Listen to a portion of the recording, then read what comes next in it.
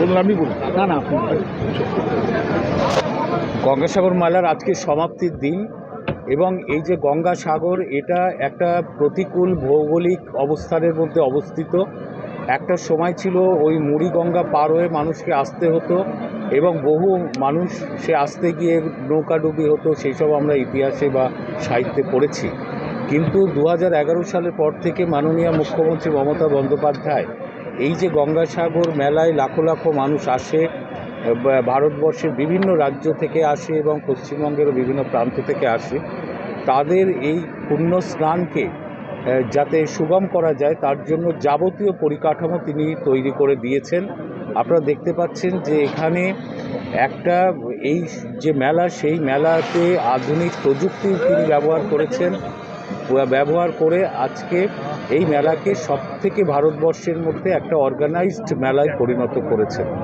প্রায় 1,10,00,000 ওপরে মানুষ এখানে পুণ্য স্নান করতে এসছেন এবং তাদের জন্য যাবতীয় ব্যবস্থা, আপনার আলো থেকে শুরু করে, শৌচালয় থেকে শুরু করে, খাবার বন্দোবস্ত, বিচকে স্নানের উপযুক্ত পরিকাঠামো তৈরি করা, পরিবহনের বন্দোবস্ত, পিএইচই ফায়ারের থেকে শুরু করে পিডব্লিউডি থেকে পাওয়ার, পিএইচই ডিপার্টমেন্ট, পরিবহন দপ্তর সবটাই এখানে কাজ করেছে মাননীয় মুখ্যমন্ত্রীর নির্দেশ অনুসারে।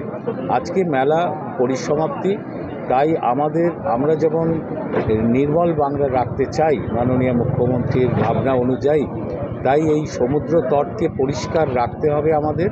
এবং এই যে মেলা প্রাঙ্গণ, যেখানে বহু মানুষ এসেছিলেন, যে সমস্ত আবর্জনা এখানে তৈরি হয়েছে সেটাকে পুরোটা আজকে ক্লিন করে দেওয়া হবে। এখানে 3,500 সাফাই কর্মী কাজ করছে, জেলা শাসক রয়েছেন এবং জেলা শাসকের সঙ্গে অতিরিক্ত জেলা শাসকরা রাত দিন পরিশ্রম করেছেন। এবং এখানে মন্ত্রী, আপনারা জানেন, এমআইসি সুন্দরবন ডেভেলপমেন্ট উন্নয়ন মন্ত্রী রয়েছেন বক্কি হাজরা, এবং পিএইচই ডিপার্টমেন্ট পূর্ত দপ্তরের মন্ত্রী পুলক রায় রয়েছেন, জেলা পরিষদের সভাধিপতি আছেন, গঙ্গাসাগর বকখালি ডেভেলপমেন্ট অথরিটির চেয়ারম্যান রয়েছেন এবং সরকারি আধিকারিকরা সকলেই রয়েছেন। অক্লান্ত পরিশ্রমের মধ্যে দিয়ে এই মেলার পরিসমাপ্তি হলো, যেটা সূচনা করেছিলেন মুখ্যমন্ত্রী। এবং মুখ্যমন্ত্রীর তরফ থেকে বারবারই দাবি করা হয়েছিল এই মেলাকে জাতীয় মেলায় কেন সেন্ট্রাল গভর্নমেন্ট ঘোষণা করবে না। যে মেলায় ভারতবর্ষের বিভিন্ন প্রান্ত থেকে মানুষ আসে, আপনারা দেখেছেন উত্তরপ্রদেশ, বিহার, রাজস্থান, মধ্যপ্রদেশ থেকেও প্রচুর মানুষ এখানে এসেছে। এবং যে মেলায় দেশের বিভিন্ন প্রান্ত থেকে মানুষ আসে, লক্ষ লক্ষ মানুষ আসে, এবং যেখানে মেলা সংগঠিত করার জন্য উপযুক্ত পরিকাঠামো আছে, সেটাকে আরও উন্নত করার জন্য সেন্ট্রাল গভর্নমেন্ট যদি জাতীয় মেলা হিসেবে স্বীকৃতি দেয়, তাহলে একটা আর্থিক সাহায্য এখানে আসে, যাতে আমরা পরিকাঠামোকে আরও ভালো করে তুলতে পারি।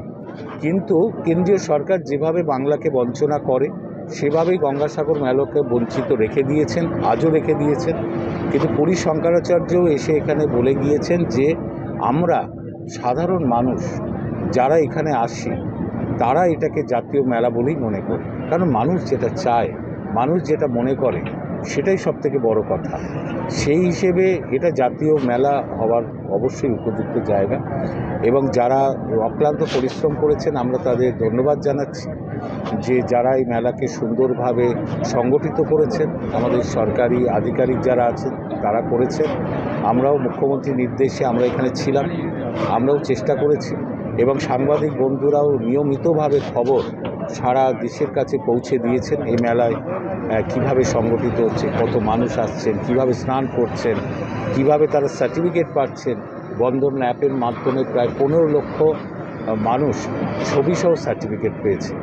আমরা প্রায় 9 জন মানুষকে, অসুস্থ মানুষ যাদের এখানে চিকিৎসা করা সম্ভব ছিল না, এয়ারলিফটের মাধ্যমে কলকাতায় স্থানান্তরিত করেছি। এবং বহু মানুষ এখানে হারিয়ে গিয়েছিলেন, তার 99% বেশি মানুষকে পুলিশ প্রশাসন তৎপরতার সঙ্গে তার পরিবারের কাছে ফিরিয়ে দিয়েছে। এবং এখানে ছোটোখাটো যে ধরনের ইনসিডেন্ট, ক্রাইম ঘটেছে, পুলিশের তৎপরতায় তারা গ্রেপ্তার হয়েছে। অর্থাৎ মেলাটা একটা সুষ্ঠুভাবে সংগঠিত হয়েছে। এর জন্য যারা মেলা এসেছে তাদের প্রতিও আমাদের ধন্যবাদ থাকবে, যে তারা সরকারি নিয়মকানুন মেনে, সঠিক পথ নির্দেশিকা মেনেই তারা মেলায় এসেছেন এবং পূর্ণ স্নান করে ফিরে গেছেন।